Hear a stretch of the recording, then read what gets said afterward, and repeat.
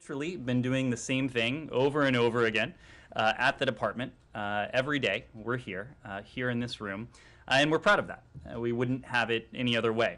As many of you will recall, it was a pledge of then candidate Biden, long before he was sworn in as president, to resume daily press briefings in his administration. And he made that pledge because it is so fundamentally important in any number of ways, whether an ally, a partner, a competitor, or adversary. The world needs to know where the United States stands. Just as importantly, the American people deserve to know what their government is doing, what we are doing to protect and to promote their interests around the world, how we're confronting threats and seizing opportunities. That is, after all, why we're here. I also made the point exactly a year ago that the model we set here conveys well beyond our own borders. If the values of transparency and responsibility and accountability are going to be more than just buzzwords in our global engagement, we have to practice what we preach here at home. And we need an engaged, active press corps to hold our feet to the fire. A year later, I can say you all have lived up to your end of the bargain, perhaps too much so, done too good of a job.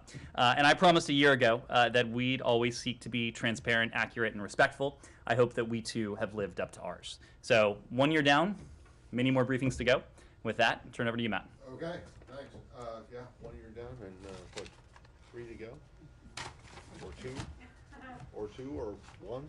Whatever. Anyway, thank you. And just to note that, yes, it is appreciated that you're up here every day, or at least when you're in town, not on official travel, up here every day answering questions. Whether or not we like the answers or think that the answers are satisfactory or not is a different question. But Understood. at least you're taking them, so that's appreciated. Can I start with Ukraine once again? Speaking of Groundhog Day.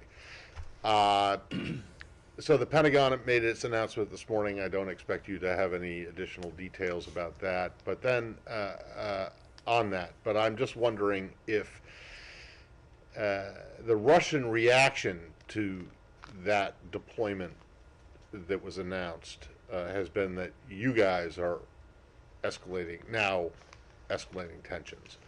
And I'm pretty sure I know what your response will be to that, but I'd like to get it anyway. And then secondly, your colleague at the White House just said that you are no longer, the administration is no longer going to refer to, or is no longer referring to, a potential Russian invasion as imminent, because that might send the wrong signal. And I'm just wondering, especially in the context of you saying that this is the year anniversary of getting up and telling us what the U.S. policy is, if was it a mistake to be calling it imminent in the first place? If you didn't really know, what was the point? Why were you describing this as something that could like happen, at the snap of a finger? If now, was it what Putin said yesterday? What was it? Thanks. So thank you, Matt. Well, first on your first question. Look, I don't think anyone here is going to be surprised by the reaction you've noted of the Russian Federation. I mean, this is literally their playbook to turn the reality upside down. The metaphor we've used, that my colleague at the White House used, paraphrasing our boss here at the State Department, this is literally the fox claiming that it had no choice but to attack the hen house. This is, talk about Groundhog Day. Yeah, but it's actually in the fox's nature to attack the hen house.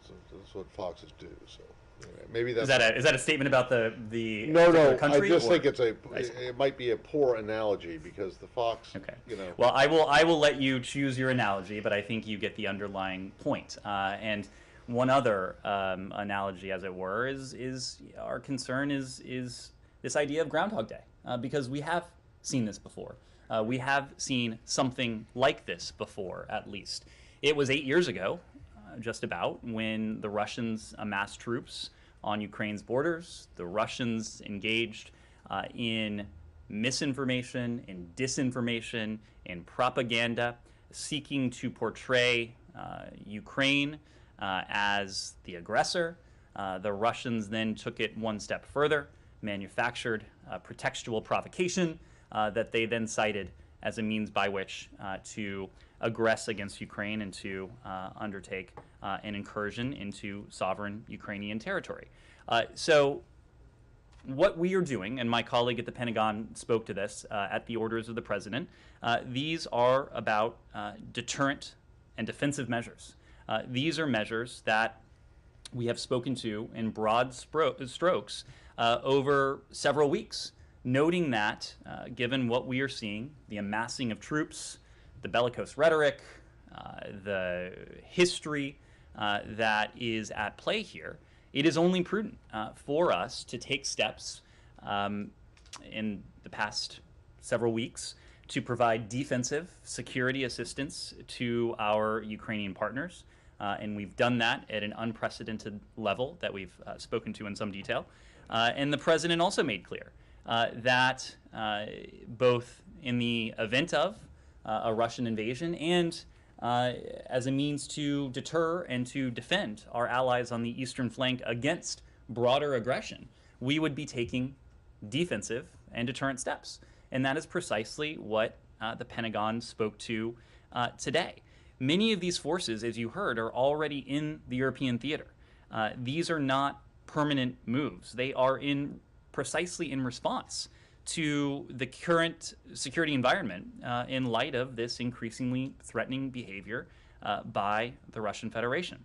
These troops, as you all know, they are not going to fight in Ukraine. They are going to ensure the robust defense of NATO territory. That is something to which we have a solemn commitment under Article 5.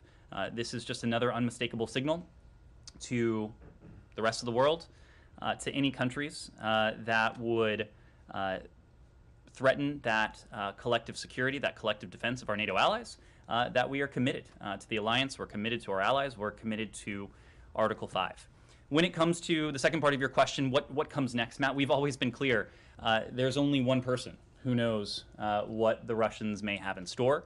We don't believe that individual who happens to be the president of the Russian Federation has made a decision one way or another. What has been our concern is what we have spoken to since November. These unusual movements of Russian troops, the massive buildup along the Ukrainian border, the inflow of Russian forces into what should be a sovereign, independent country of Belarus. All of these steps have positioned the Russians to be able to move quickly should they so choose. No one, I don't believe, has been encouraging panic. No one has been saying an invasion is a foregone conclusion. What we have been doing is speaking to our concern. It has been a growing level of concern as Moscow's aggressiveness and assertiveness has itself grown. But what we are doing is preparing for that. We are engaging in dialogue and diplomacy just as we pursue the path of defense and deterrence. So you have no, there were no concerns that you're getting people worked up for, not nothing, but getting people worked up and panicking. That's not why you're stepping away from the imminence thing? Matt, what we've been doing for weeks now is far from seeking to sow panic. We have been seeking to explain our concern. You get a lot of people's attention by saying imminence, and we think that this. Well, this is something that should have people's attention. We believe. I'm not saying it shouldn't, but you guys very deliberately used those words, like this could happen, like in the snap of a finger, and now it seems a little less. So I'm just wondering. I don't think you were going to hear us say this is off the table. I don't think you were going to hear us say this is a foregone conclusion. But you will hear us saying, and you have heard us say, that we are taking preparations for whichever path Vladimir Putin chooses. I get that, but I mean, is the decision not to describe this as imminent based on what President Putin said yesterday, or is it based on something else? What is it based on? Or is it based on the complaints from the Ukrainians that you're getting people stoked up and put into a panic? Why? Our language, Matt, is always calibrated to what we're seeing. What we've seen. So it's less imminent now than it was yesterday. I think you were reading far too much into what you may have heard. Humira. Right.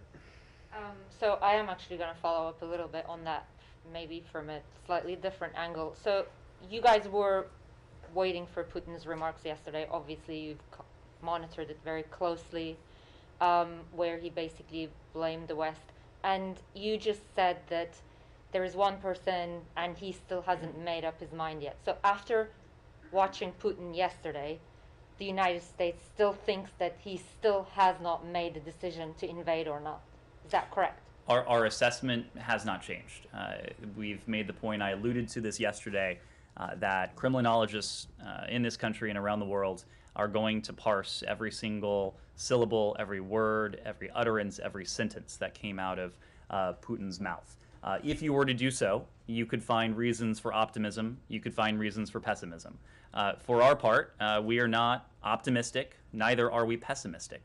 We're clear-eyed about the stakes. We're resolute in our determination to engage in diplomacy if we have a good faith partner on the other side, doing so in tandem with our partners and allies, just as we pursue simultaneously that path of defense and deterrence. So indulge me a little bit more. His comments were pretty defiant, and like he accused the West of trying to lure him into war.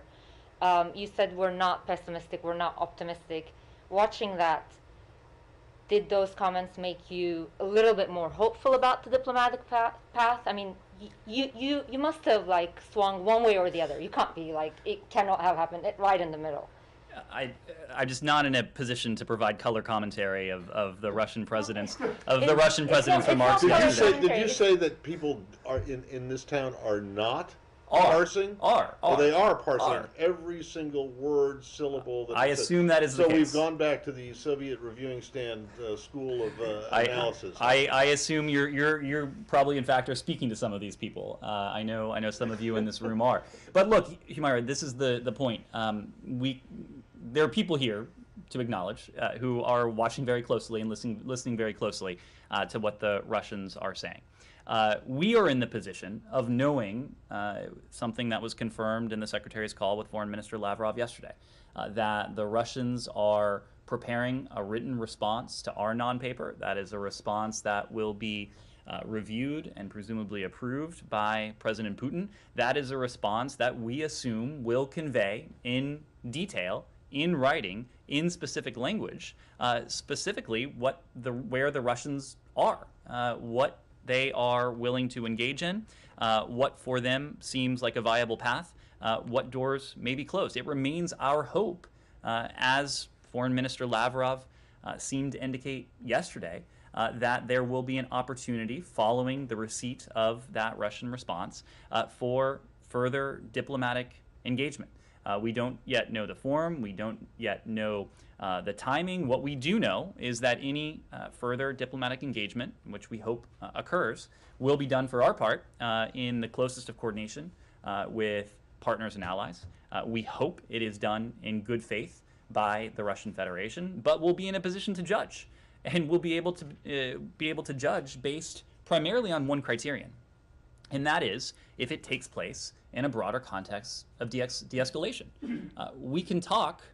There are no preconditions to talking, but this diplomacy is not going to go anywhere. It is not going to address our security concerns. It is not going to address the concerns of the transatlantic community, that is to say our allies and partners on the other side of the Atlantic, and it won't address the stated concerns of the Russian Federation if it doesn't take place in this broader context of de-escalation. Did you have any indication over the past 24 hours when that response might be coming from the Russians? No, there has been, we don't have anything additional to add beyond what we said yesterday in the aftermath of the call. Yes, Michelle. There are reports that Russian mercenaries are leaving Central African Republic. These are the Wagner mercenaries, and perhaps headed to Ukraine. I'm wondering if you can tell me anything about that. Is that something that you're seeing? I don't have anything to add on those reports. We've made our position on Russian mercenaries in Africa well known. These are forces that tend not to improve the security situation, and on the other hand, tend to leave countries less stable, poorer, more prone to violence. These are not constructive forces or elements, but I don't have anything to add in terms of reports that they may be moving to other theaters. Like Iraq or Afghanistan? Or Kylie. I'm just wondering how the lack of substantial progress on the diplomatic side impacted the decision today to send more U.S. troops to Europe. Kylie, we've made the point that we're going to do these things simultaneously.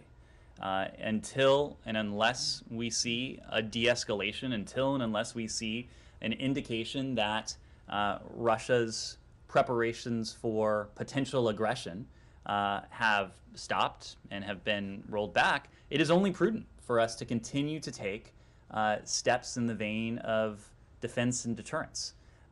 That's what we'll continue to do. That's what we've been doing for several weeks now. And so even if Russia starts to engage in a more substantive way, and the ideas you guys have put on the table, that won't in any way impact the presence of U.S. troops in the future in European countries. I will let my colleague at the Pentagon speak to this in greater detail, but our presence, our force posture around the world is calibrated to the security environment that we face. And if we face a security environment that is prone to disruption, that is prone to destabilization, that is prone to threats, we are going to take steps in the vein of defense and deterrence. That is what we're doing here. If that security environment changes, that is to say, if there is de-escalation when it comes to what we're seeing from the Russian Federation, we will, of course, evaluate that, and we will evaluate the implications of that on our force posture. Ben. Putin has made it very clear that the US has not addressed their main security concerns. And so with that in mind, is what the US handed over to the final offer, or have you got more things in the bag that you can offer if they come back and say, this is a non-starter, we need more?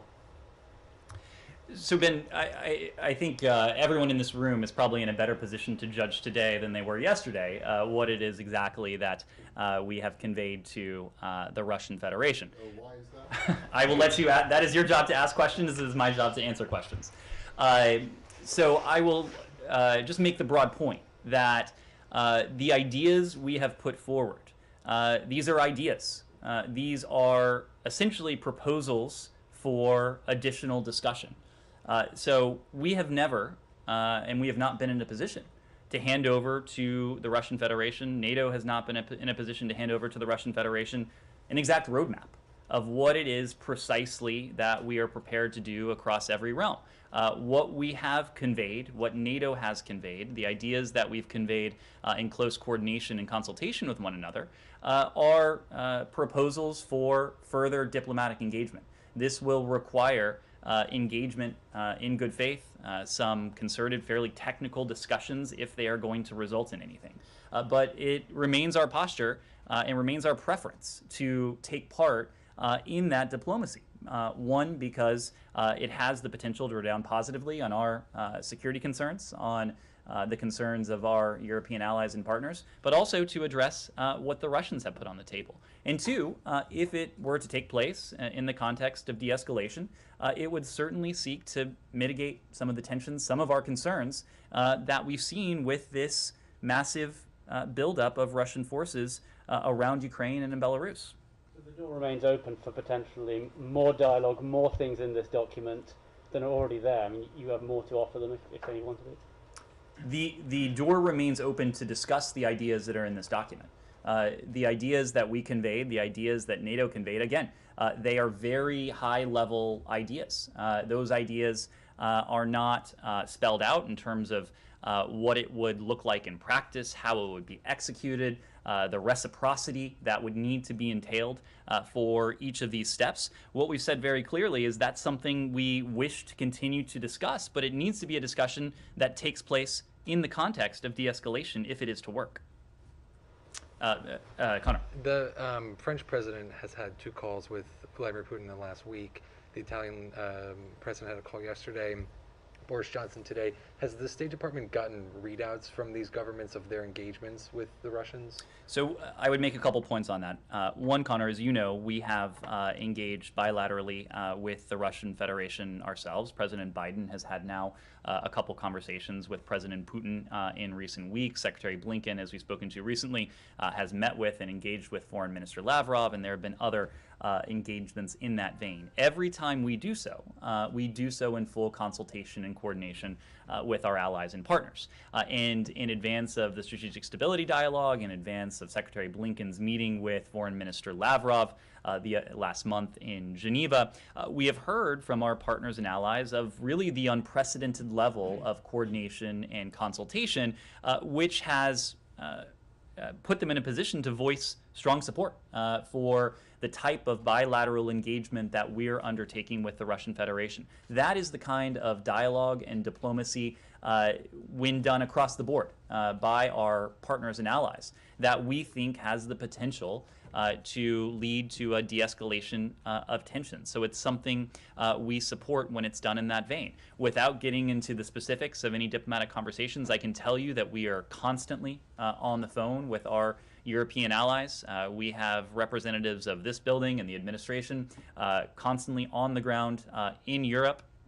The Secretary just yesterday had an opportunity to speak to the NATO Secretary General, to the Chairman in Office of the OSCE, to Josep Borrell as well of the EU. So there is a constant sharing of feedback and dialogue, but just can't get into those specific conversations. You're not seeing the same kind of reciprocal basis from these European, like you're not seeing the same level of calls, or maybe they are taking place, you're not reading them out? We are reading out those calls that take place at the level of the Secretary, but there is a lot that goes on in this building and in this administration that we don't always issue a formal written readout for. Is there any concern that the President Biden hasn't spoken to President Putin in over a month, and he hasn't had a call with President Macron after his 2 calls in the last week? The president had an opportunity to speak to the French president not all that long ago. The secretary spoke to Foreign Minister Le Drian not all that long ago. We have a number of people. We have, fortunately for us, an entire bureau that engages on a day-to-day basis with their French counterparts. So we have excellent coordination with our French allies. On the 30,000 troops that may move into Belarus, is that still the assessment of the U.S. government? Has that changed at all, given this debate around imminence? I don't believe there's been any change in that assessment.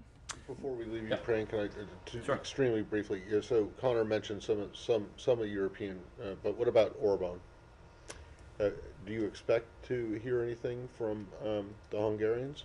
Well, look, I'll leave it to the Hungarians to speak to. I don't want you to leave it to the Hungarians. I want to know if you, the United States, expects to hear from the Hungarians, your NATO ally, about the Prime Minister's meeting with President Putin. Don't leave it to the Hungarians to tell me whether you expect. What I can tell you, Matt, is that if the Secretary has an opportunity to speak to his Hungarian counterpart, I imagine you will hear about that. We are in regular dialogue with our Hungarian. Please leave the building by the nearest exit or exit stairway. And then just to get this on the record before we all get evacuated here, your Pentagon counterpart seemed to confirm this, but I just want to see if we can get the documents that were published by El País this morning are, in fact, the documents that you gave to the Russians last Wednesday, or not? Assuming we don't need to evacuate, I'm happy that was a false alarm. Happy to take this question. So what I would say on that question, Matt, is that because they do seem to, what the contents of these documents seem to mirror, identically what you guys have been saying in public. So if they're not legit, someone is a pretty good forger. What I'll say on this, Matt, is that we did not make these documents public, but now that they are, we can confirm what we have always said.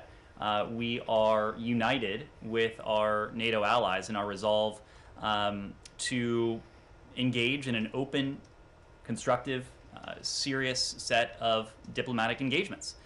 We have gone the extra mile to seek to find, to test the proposition that there is a diplomatic solution to this crisis. If Russia actually wants to negotiate a solution, as it claims, these documents, to go back to what I was discussing with Ben, make clear that there is a path forward to do so.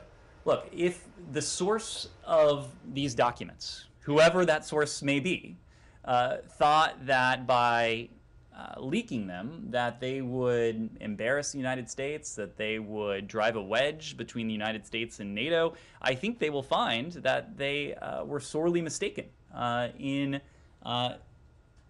their effort to do so. What the world can now see is that the United States and our NATO allies are in extraordinarily close coordination, that the ideas we put forward are complementary, are symmetrical. You can probably deduce from the documents that they were closely coordinated with one another. Right. Can you just say in a simple declarative sentence that yes, these were the documents that were? Matt, because you've said, you've gone around, we did not make these documents public, but now that they are public, well, so can you just say yes or no? I have seen nothing to suggest these documents are not authentic. You talk about having coordinated with NATO allies in this document, and I just want to read a part of it. It says that you're prepared to discuss a transparency mechanism to confirm the absence of Tomahawk cruise missiles.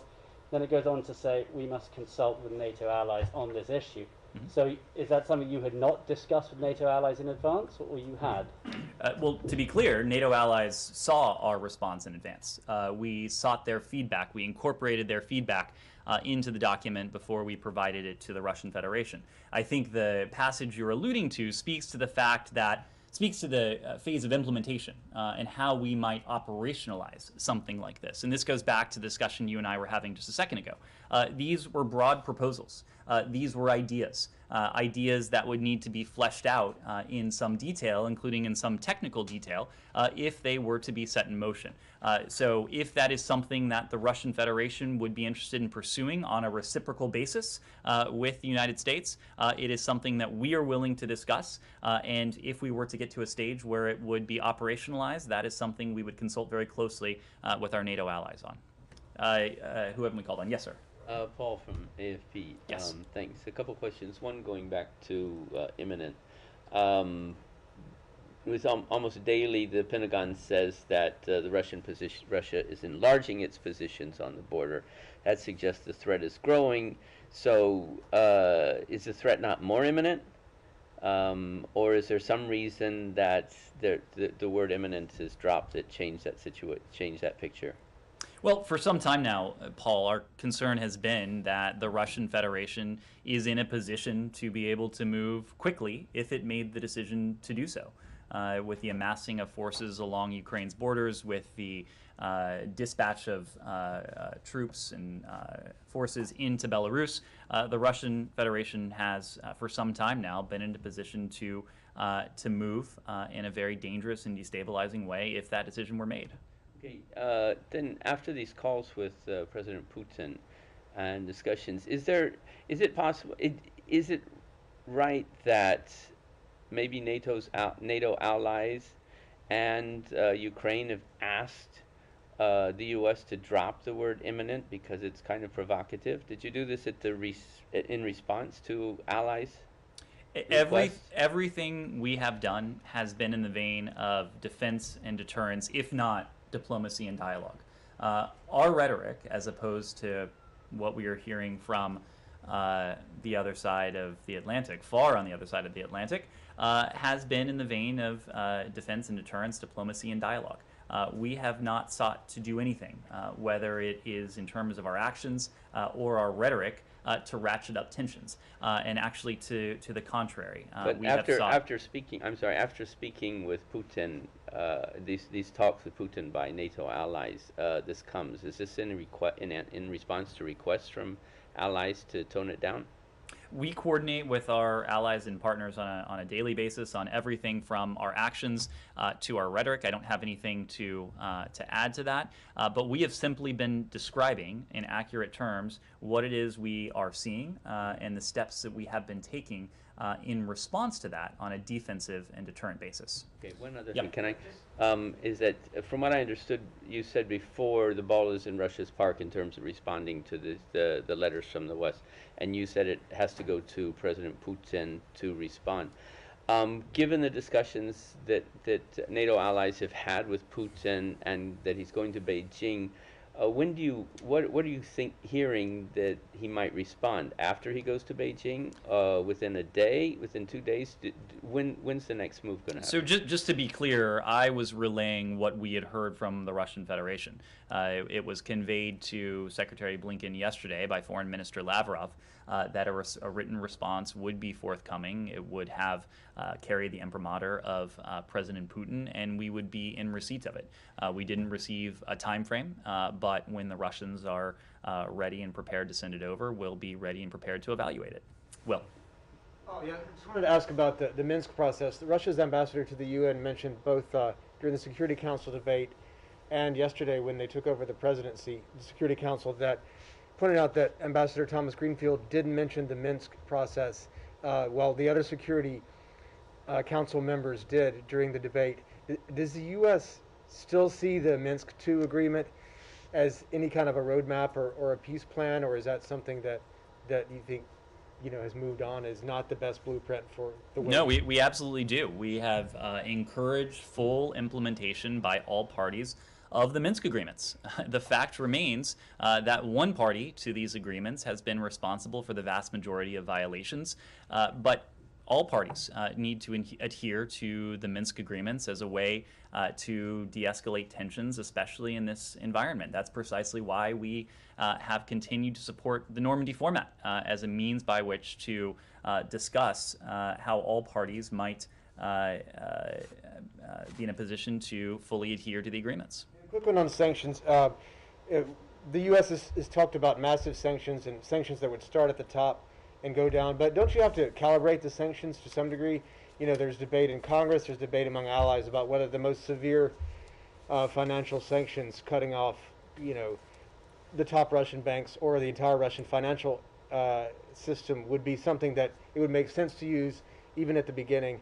Is that a debate in this administration, whether it makes sense for the U.S. as the kind of guarantor and custodian of the world financial system to some degree to make, to do something, starting literally at the top with cutting off an entire nation's financial system if Russia goes into Ukraine? Well, if you're talking about an invasion, we have been very clear that any renewed invasion would be met with a swift, severe, and united response from the United States and our allies. We have made no bones about that. Neither have our allies and partners, including in the formal statements that have emanated from the European Commission, from NATO, from the G7, and from countries on a bilateral basis.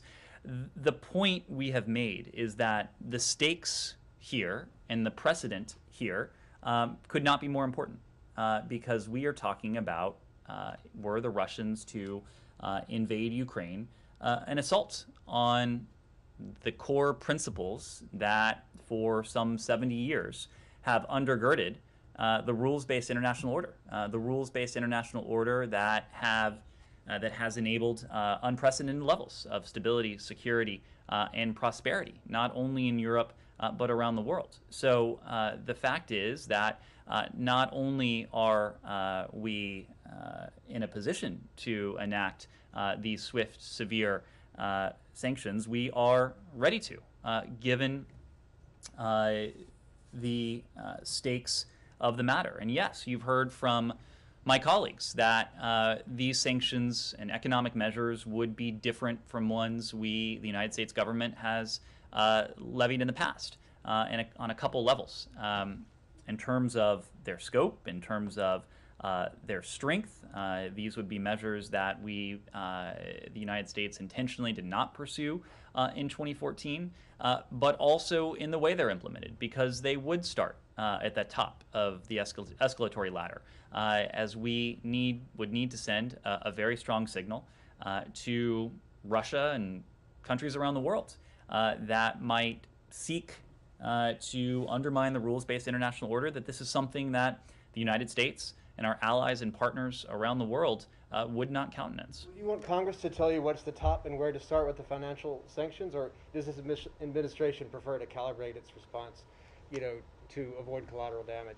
We prefer to continue collaborating and coordinating with Congress very closely because one of the most important things we can do, and one of the most important things we have done, is to send a message to the Russian Federation that the United States is solidly against and would stand against what Vladimir Putin might have in mind. The United States is united, regardless of political party, regardless of political stripes, and we've seen that message be conveyed. There have been bipartisan congressional delegations that have gone to Ukraine. We have seen bipartisan members of Congress, House and the Senate, speak out very clearly and forcefully, supporting what the administration is doing, but also echoing the admonitions that any Russian invasion of Ukraine would be met with a strong, swift, and united response. Follow up quickly on the Minsk agreement thing. You said again that you want full implementation, but Alexei Danilov, Ukraine's security chief, said yesterday in an interview with the Associated Press that fulfilling those obligations, that fulfilling the Minsk agreements would mean destruction for Ukraine, and he said it was impossible for them to do so. Do you have any response to that? Why is he wrong that it would destroy the country?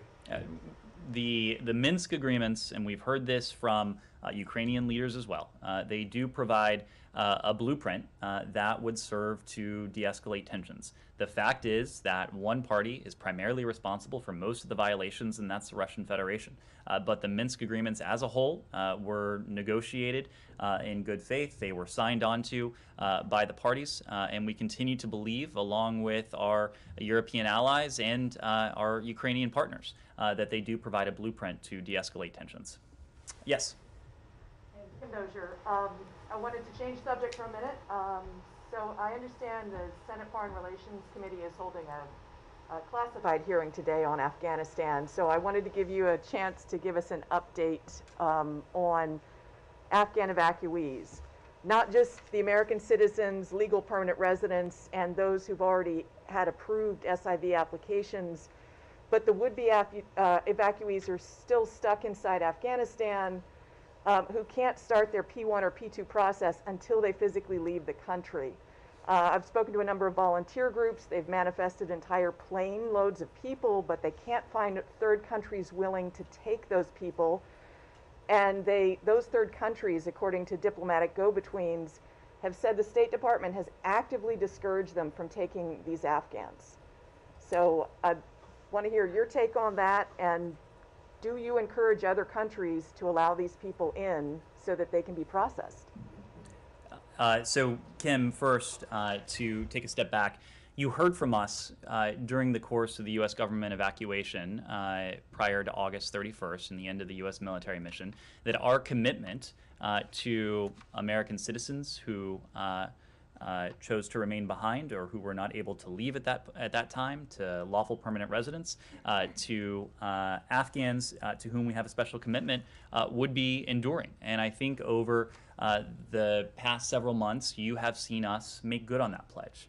When it comes to U.S. citizens and lawful permanent residents, we have directly relocated nearly 1,000.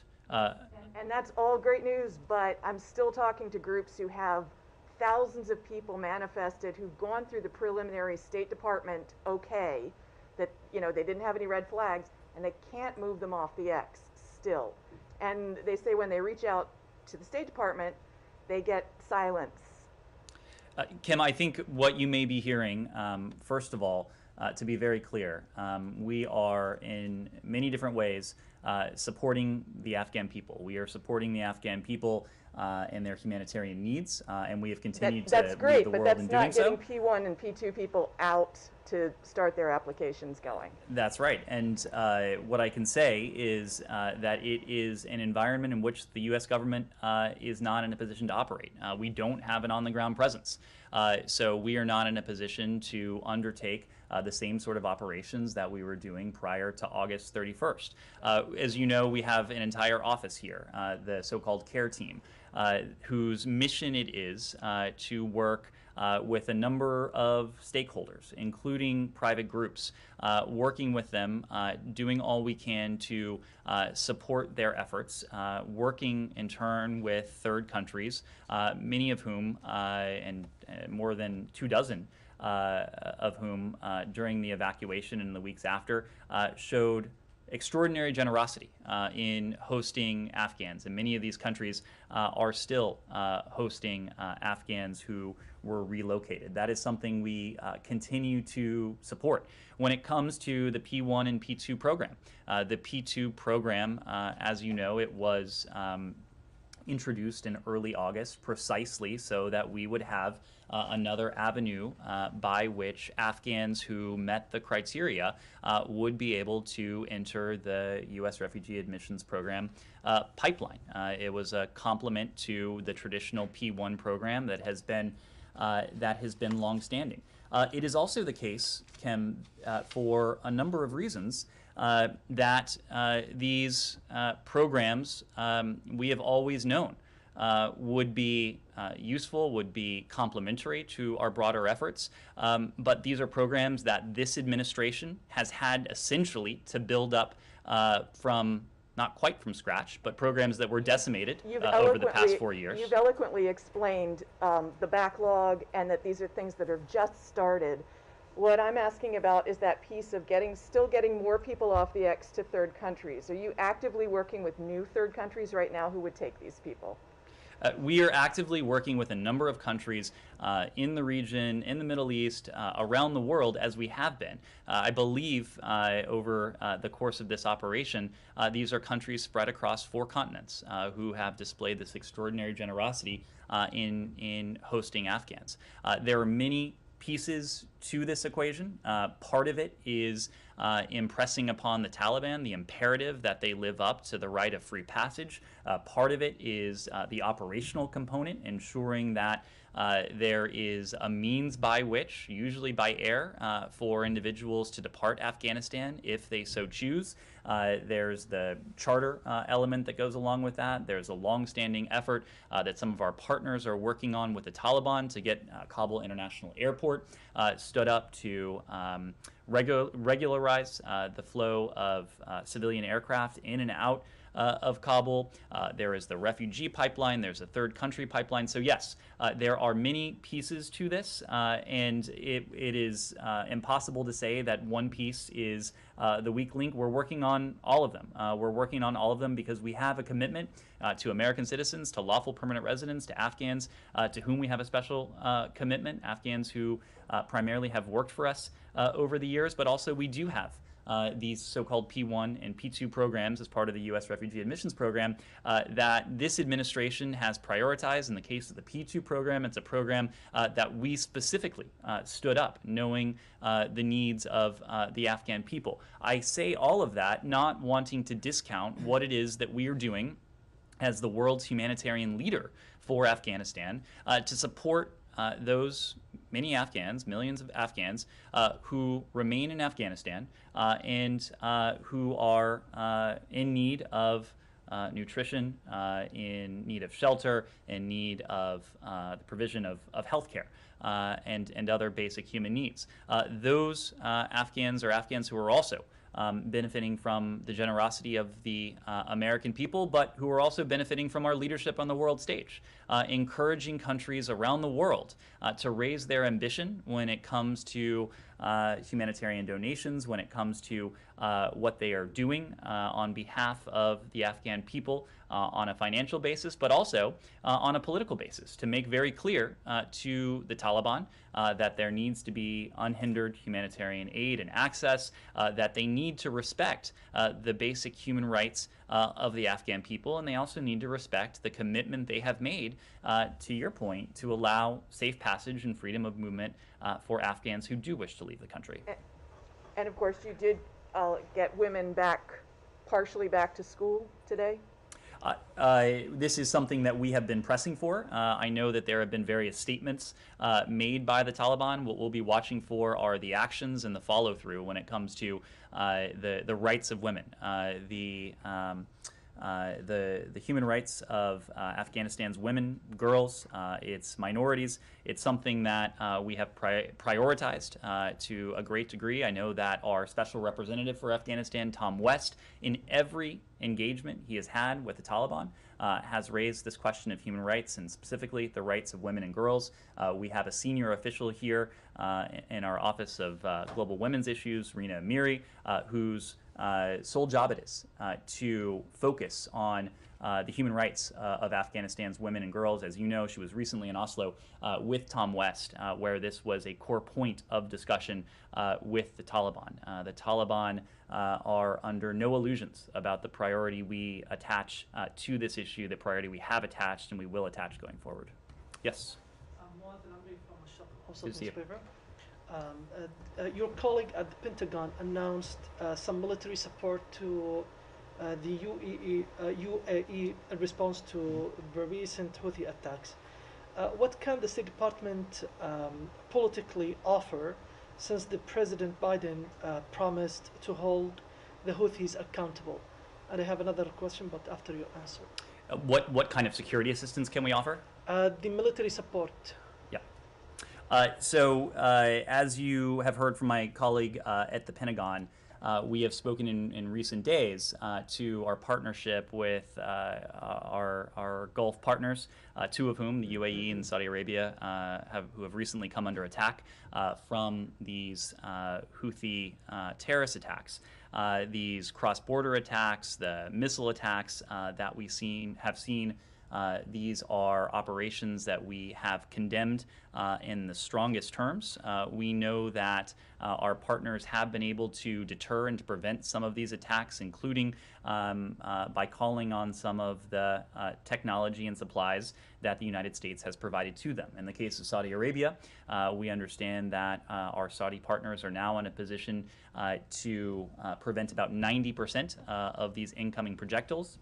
Of course, we want to raise that to 100%, and we're committed to working with the UAE and Saudi Arabia to help them bolster their defenses. We're doing that through security cooperation, through arms transfers, defense trade exercises, training, and exchanges. And those exchanges are in terms of security and defense, but also in terms of human rights and the protection of civilians, including civilian harm mitigation. Senator Menendez yesterday warned that Iran may obtain nuclear weapons in 3 to 4 weeks, and he criticized the administration approach to Iran in order to get back to the 2015 deal.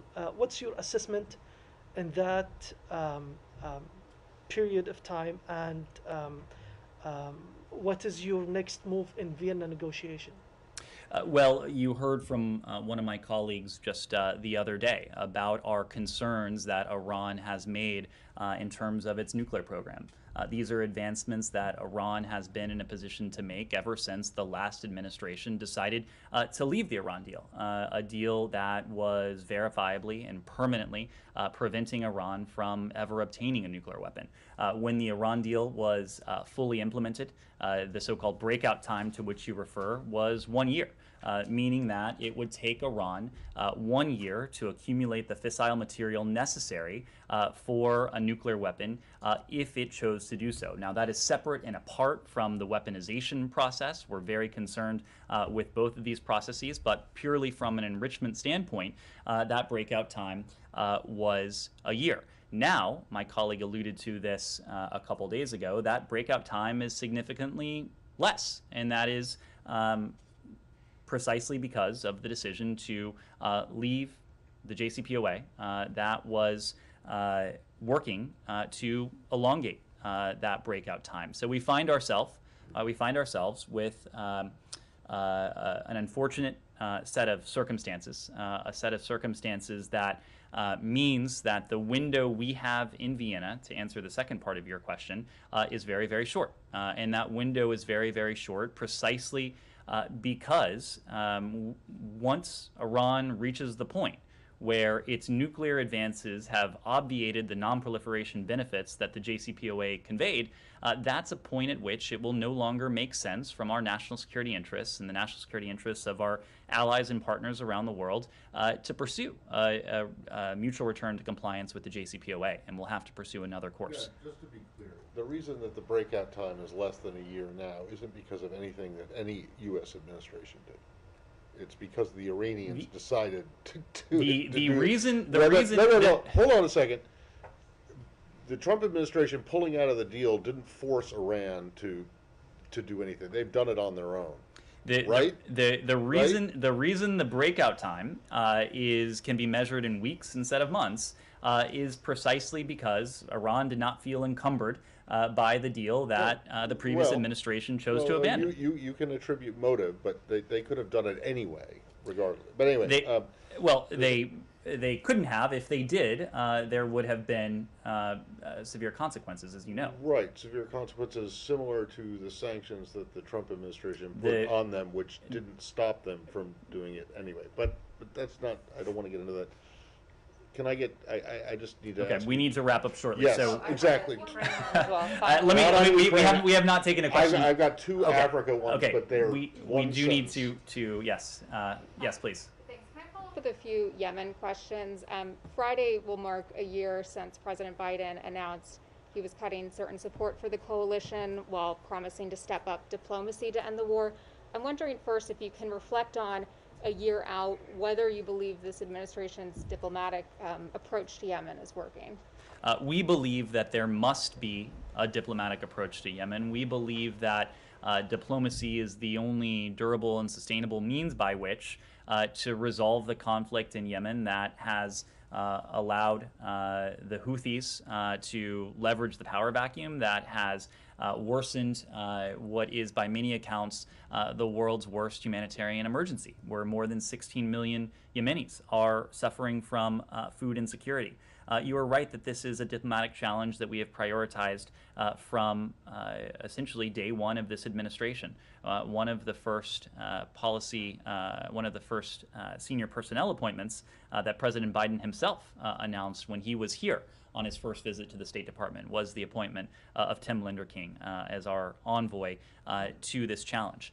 So we are committed to this mission. We believe a diplomatic solution is the only way to resolve the conflict.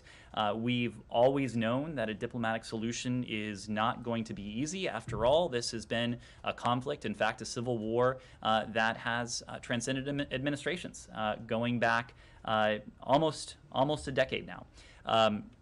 The Houthis' Marib offensive, including repeated attacks on civilians in Marib over the past year, has been the primary obstacle to these peace efforts. And recent events should make it clear that this offensive will bring only further suffering, will only worsen the humanitarian plight of the Yemeni people. Now is the time, we think in coordination with our partners, including the UN Special Envoy, for the parties to listen to the voices of the people and the international consensus calling for a halt to this violence and a resumption of political talks.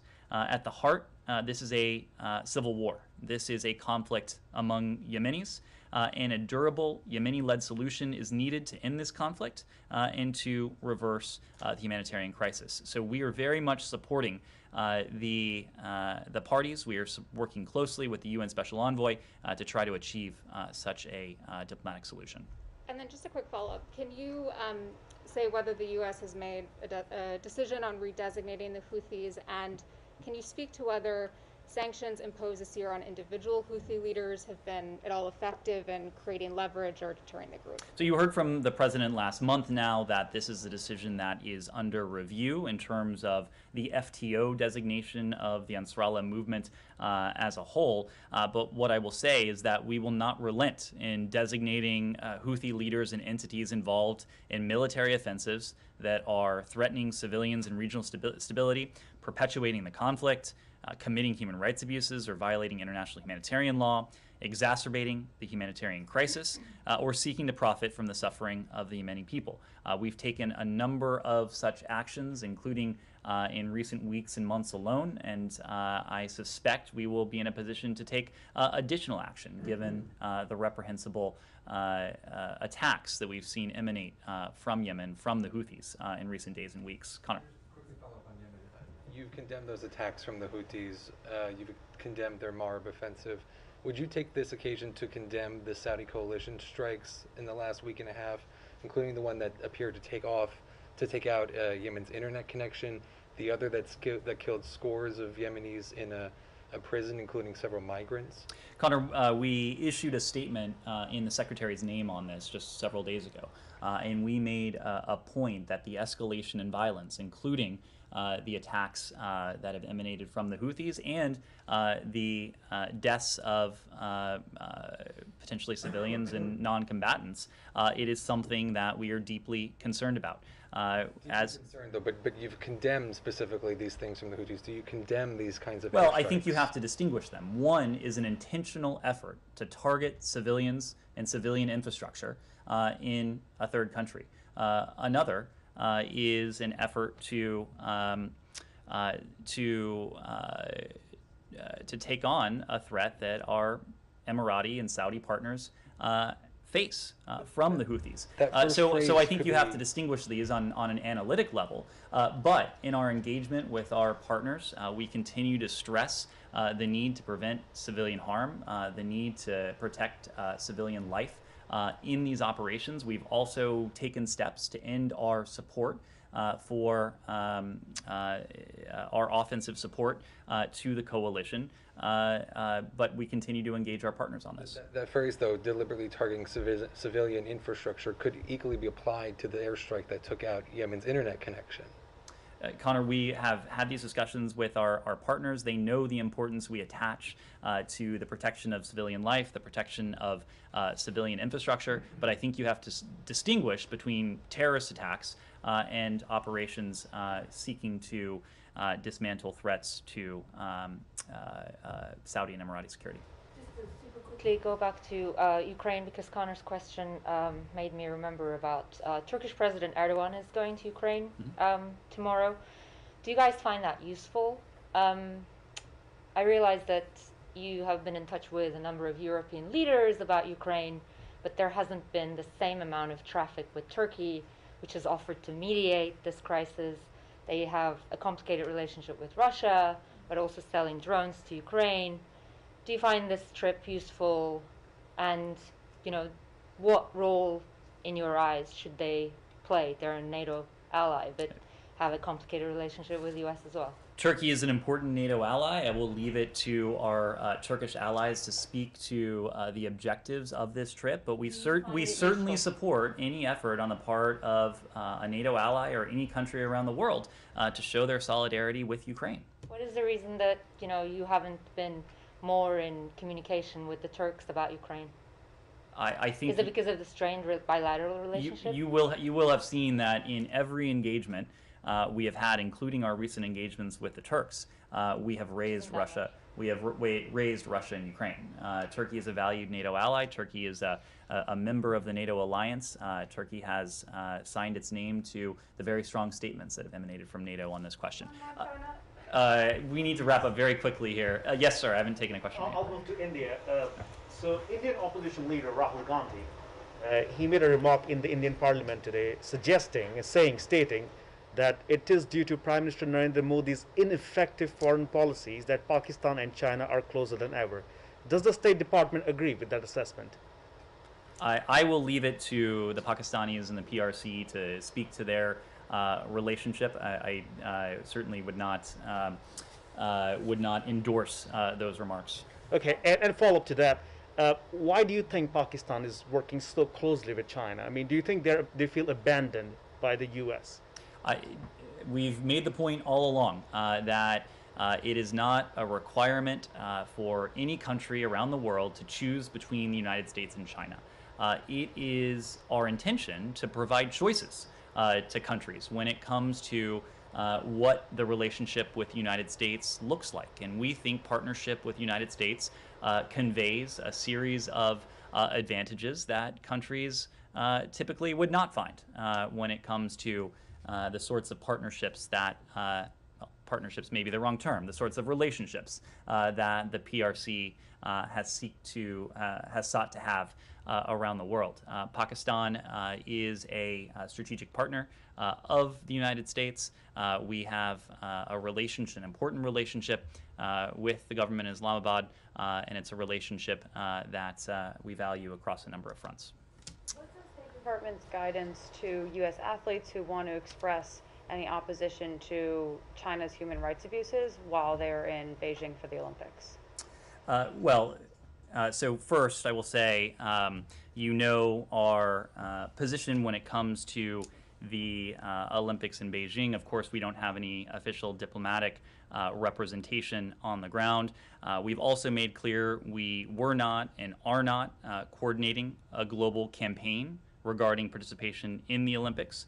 We know that the PRC uses disinformation to veil ongoing genocide in Xinjiang and other human rights abuses. We know that the PRC has made various accusations, including against U.S. athletes, and we know that's what's going on here. U.S. athletes are entitled to express themselves freely in line with the spirit and charter of the Olympics, which includes advancing human rights. We call on the PRC to respect human rights and fundamental freedoms, including that very freedom of expression. And just when and where are U.S. athletes allowed to do that while they're in Beijing? Because the IOC Rule 50.2 says that they can't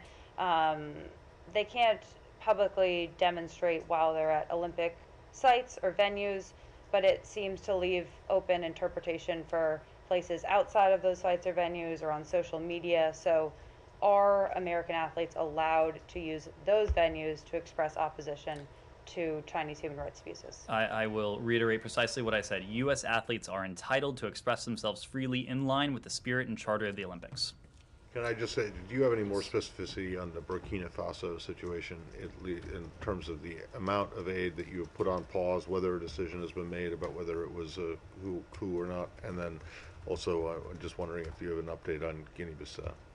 I don't have an update in terms of our provision of aid to the government of Burkina Faso. As you and I discussed yesterday, we have put a pause on most of that assistance that was going. Can't tell me how much? I cannot. Okay.